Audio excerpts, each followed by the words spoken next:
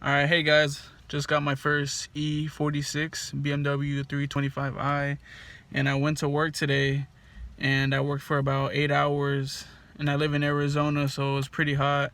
And then when I came back to my car after my shift, I tried to turn it on, and when I came to the car, all these came on.